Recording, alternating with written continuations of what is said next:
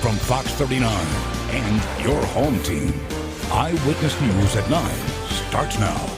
President Trump picks his Supreme Court nominee. Coming up, reaction from both Democrats and Republicans.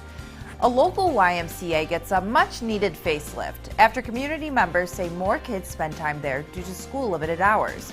The updates can be seen by everyone in the community. And a local restaurant looking to raise money for the industry gets creative by asking residents to come show off their cars. Even a local nonprofit benefits from the event. Good evening, I'm Alexis Carpello. Thanks for joining us tonight.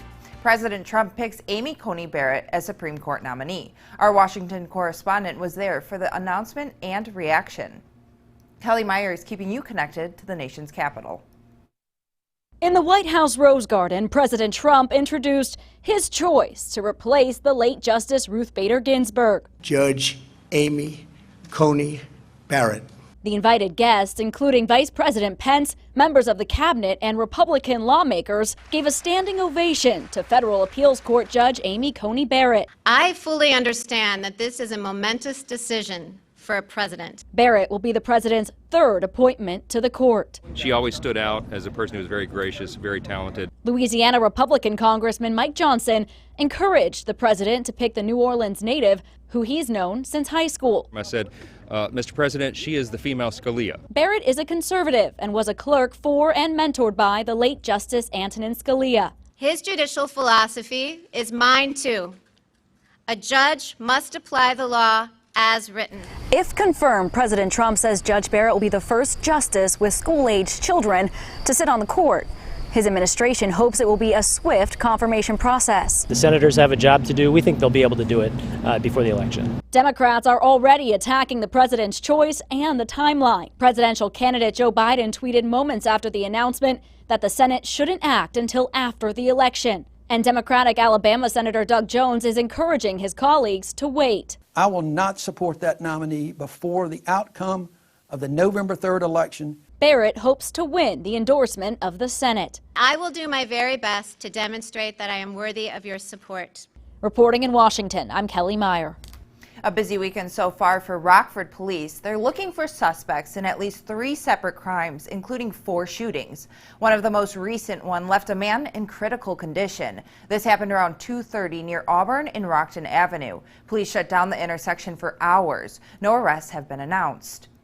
The second shooting happened overnight on Rock Street. That's off South Main Street near South Park. We reached out to Rockford Police for more information. All they could tell us is that the victim's injuries are serious. No arrests have been made.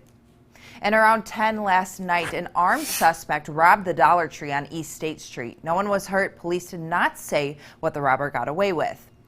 Police continue to work 2 separate shooting scenes this evening. The first was a home hit by gunfire on Hinckley Avenue. That's near Central Avenue. Less than a half hour later, 2 apartments on Creekview Road near Alpine Park were struck by gunfire. There have been no injuries to residents. Anyone with information on any of these crimes is asked to call Rockford Police or Crime Stoppers. As Rockford City Market wraps up its final night of the season, officers arrested 2 anti-police protesters. 19-year-old Jordan Nelson and 34-year-old Albert Riley both face charges of aggravated battery and resisting arrest. Police say one was taken into the hospital and treated for minor injuries. Both Nelson and Riley are being held at the Winnebago County Jail. They're due in court on Monday. Saturday marks the 10th day this month Illinois records more than 2,000 new cases of COVID-19. 2,400 new cases have been identified in the last 24 hours, bringing the state total to over 286,000. 25 more people died, none of them from the state line. The state's positivity rate is just above 3.5%. As of Friday night, more than 1,500 people were in hospitals fighting the virus. 355 of those patients were in the ICU. Meanwhile, Boone and Winnebago counties are among more than a dozen counties still at a warning level. Boone's positivity rate is at 9%. Winnebago's is 8.1%.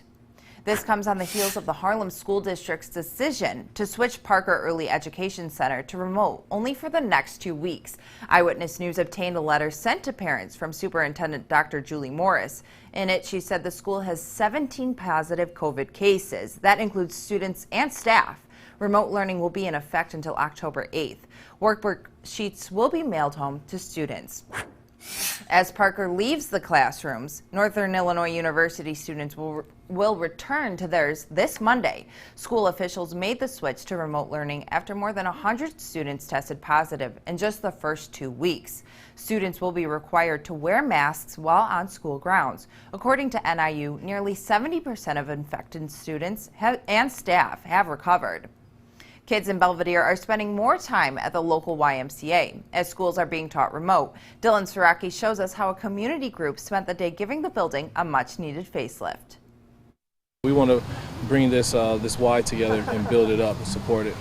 Workers painted planter boxes, pulled weeds, put in new sand for the volleyball court, and installed a fence.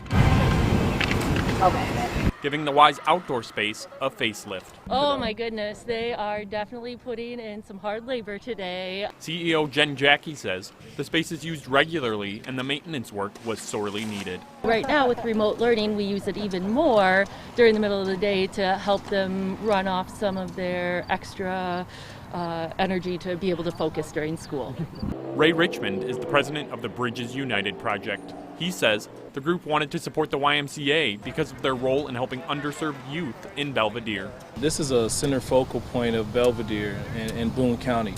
This YMCA services many people, with all the kid programs, and they're extremely diverse. And Belvedere is a very diverse, city of murals. So we're here to strengthen this pillar, to bring people together of all demographics, especially during these times. Members of the Bridges United project have been working with Belvedere police and city leaders for several months to try and spur social change. That included hosting a solidarity walk and rally in June. Richmond says this is a new approach to work towards equality. It's contagious. Random acts of kindness is what we need to quell all the random acts of violence. And we want to show that, there's another way to bring about social justice, to strengthen our community outreach centers to be able to fight against it as well. The Bridges United project is planning on hosting a night out against crime on October 6th. In Belvedere, for your home team, I'm Dylan Saraki. A Rockford restaurant lends a helping hand to fellow businesses and a nonprofit. Image Lounge and Restaurant hosted its first ever car show. More than 70 cars of all different shapes, sizes, and colors were on hand. Image had a donation table set up for Miss Carly's that raised $500. They also sold raffle tickets benefiting local bars and restaurants. Organizers say they wanted to raise more awareness for smaller businesses and Miss Carly's. It is hard with the pandemic going on, and there have not been a lot of local car shows. So I'm really happy that we got to host one and had such a good turnout. Organizers say after today's success, they plan on hosting another one in the future. Belvedere bikers ride together to support a family grieving the loss of their son.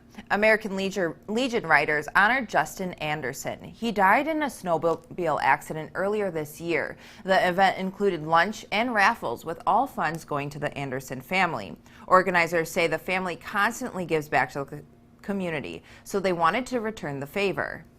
I knew Justin since the day he was born, yeah. I've known the family for years, good people, do anything for anybody, just they'll help anybody. Organizers say a GoFundMe page may be set up in the future. Now your first warned weather forecast with meteorologist Kevin Doom. Let's start with a live look over downtown Rockford using Mercial SkyTrack, where conditions are quiet but unusually mild for this time of day. Temperatures are still in the middle to upper 70s. We're right now at 78 degrees in Rockford, 74 in Rochelle, 74 for those of you over in Freeport, and 73 for a current temperature up in Monroe. We've seen strong winds coming out of the south all day, which has pulled some very warm air into the state line, which is one reason why we remain so warm. Another reason is the very thick cloud cover and haze that we're actually seeing overhead. A lot of that supposed cloud cover that you were seeing overhead all day was actually haze as a result of some wildfires further out west, but that is one reason that we also remained a little bit cooler today as well. And a big cool down is on the way as a cold front sits just up to our northwest, which will eventually make its way through the state line, bringing a lot of this cooler air down into our neck of the woods over the next few days here. In fact, if we take a look at temperatures over the next several days. We will be back on the cooler side of normal before you know it. In fact, we will be well below normal by Monday. We should spend one more day in the 70s tomorrow, but by Monday to kick off your work week, temperatures fall into the lower 60s. We'll spend a few more days in the lower 60s thereafter, but by Thursday, temperatures will then fall into the mid-50s, which is about 15 or so degrees colder than where we theoretically should be for this time of year. So in case you're wondering, the last day of 80 degrees normally that we see in Rockford on average is around October 7th. The earliest that we've ever seen the last 80-degree day here in Rockford was September 10th. That was set back in 1996. Now, over the past 5 years, we haven't given up on the 80s since at least October 1st. However, if yesterday was in fact the last day of reaching 80s, that will be the earliest since back in 2009 when they saw their last 80-degree day of the season on September 18th. At least for now, we don't see any more 80s in the foreseeable future, which is about the next 2 weeks or so. If you take a look at a recent satellite and radar, you can see no rain for yet another day here in the state line. This is now the 14th consecutive day, something we actually haven't seen in 3 years, but we do see lots of cloud cover and a lot of that haze overhead as well. If we zoom out a bit, we can see we do have quite a bit of rain up to our north and even up to our northwest as well. That's part of that cold front, part of that disturbance I was talking about. That's going to bring some of that cooler weather in here. It's also going to bring us a chance for rain, which is some very good news for us. So taking a look ahead with our futurecast, conditions are going to remain dry through the rest of the evening and through the overnight, though most of that cloud cover is going to stick with us. These cloudy skies sticking with us into tomorrow morning as well, which will lead up to a good chance for some showers as that cold front pushes through tomorrow afternoon and evening. By the latter part of the evening, conditions should dry out, though we should hang on to most of that cloud cover through the night and into Monday as well. We'll likely see a little bit more sunshine for your first day of your work week on Monday, but a chance for some more isolated showers does return for Monday afternoon and Monday evening as well. Now tonight, temperatures will fall into the mid-60s. Most of that cloud cover hanging overhead, though conditions will remain dry. Tomorrow, cloudy skies expected once again, this time with a good chance for some rain in the afternoon and evening primarily, but temperatures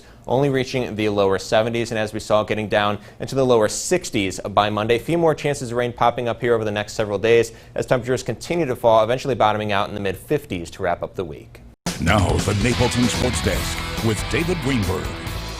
Cubs and Sox in Game 2 of the final series of the regular season. Let's take a look at the updated projected playoff bracket. Here's the National League seeding. The Dodgers coming in, taking the #1 spot. Towards the bottom there, you see the Cubs at the 3 seed, projected to face the Miami Marlins. Fans were not happy after the team lost 3 of 4 to the Pirates this past week, but in the end, it might have actually helped them get a much more favorable matchup. In the American League, a surprising #1 here, but the Tampa Bay Rays locked up the #1 seed. Right in the middle there, you see the White Sox come in at the 4 seed, projected to take on the New York Yankees. This is definitely a scary matchup for Sox fans. The Yankees have not played their potential and have been riddled with injuries all year. But come playoff time, as we know, anything can happen. 2-0 Bears travel to Atlanta this week and will take on the 0-2 Falcons. Khalil Mack is listed as questionable. He's still nursing that bad knee from a couple weeks ago. He played through it last week and should be a go for the Bears on Sunday as well. Bears might catch a break as 7-time Pro Bowl receiver Julio Jones may miss the game with a nagging hamstring injury. The Falcons are in desperation mode after losing to the Cowboys 40-39, a game which they led 29-10 at halftime. Coach Matt Nagy told the media yesterday he's got a pretty unique Saturday tradition, and he's sticking to it. Do you have your single-serving Haagen-Dazs? What do you think? Every Saturday, chocolate, a scoop of chocolate, a scoop of vanilla, a scoop of mint chip, and a scoop of coffee. I get 4 scoopers, and I just roll. It's every Saturday. Bears are 2-0. Coach, whatever's working, let's keep it going. Another 2-0 team, the Green Bay Packers, are getting ready for their matchup with the Saints on Sunday night. As a nostalgic football fan myself, I'm not sure I could ask for more than Drew Brees and Aaron Rodgers battling it out in prime time. Packers have honestly looked like one of the best teams in football so far this season. Matt LaFleur has got them dialed in. They've put up over 1,000 yards of total offense and scored 85 points in 2 games. After watching the Saints struggle on Monday night against the Raiders, Aaron Rodgers and company might have themselves another offensive outpouring. In college football, it was a big day for former Harlem Husky Josh Black. He got the first interception of his career for Syracuse. It came in the first quarter on a batted ball that he picked out of thin air. Black is a senior defensive end for the Orange. Syracuse beat Georgia Tech 37-20. It was a gusty morning over at Ingersoll as the District 205 Cup took place. 3 schools squared off between Auburn, East, and Jefferson, with Guilford not in attendance. East's Ben Beachy struggled at times with consistency today, which is a little bit uncharacteristic for him. He also caught a few bad breaks around the greens, like that one there, lipping out, which didn't help him much. He finished with a score of 88. Jefferson Vincent Vereb just edged out Beachy by 1 stroke, shooting an 87 today. Vereb played really well thanks to hitting quality shots out of some exceptionally tough lies.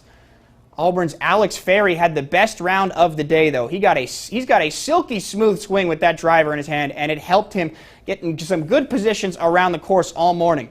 Ferry finished with a round of 80. Despite Auburn taking the top 2 individual spots, the E-Rabs were able to pull out the victory. Let's take a look at our First Warn Interactive Radar, sponsored by Rockford Auto Glass and More. You can find this on mystateline.com. You can see no rain for yet another day here in the state line. Now the 14th consecutive day with no rain falling, at least here in Rockford. Conditions will still remain dry through the night tonight, though we will see some cloudy skies overhead. Temperatures dropping into the mid-60s. That pretty good breeze that we've been seeing all day is going to stick around through the next few hours or so. That was going to slowly die down through the night tonight. Temperatures are going to be noticeably cooler tomorrow, only reaching the lower 70s for a high. A lot of that cloud cover is going to stick around. Then by the afternoon, we'll see a system of showers move on through, bring us a pretty good chance for rain for both the afternoon and tomorrow evening as well. In fact, we see a few decent chances for rain over the next several days, though temperatures are really going to fall very significantly over the next several days. By Monday, already getting down into the lower 60s. We're going to spend the next few days in the lower 60s before Thursday, when temperatures will fall into the mid-50s, mid to upper 50s, then to wrap up the week and kick off next weekend. Thanks, Kevin. That's our show. Thanks for joining us. Have a great night.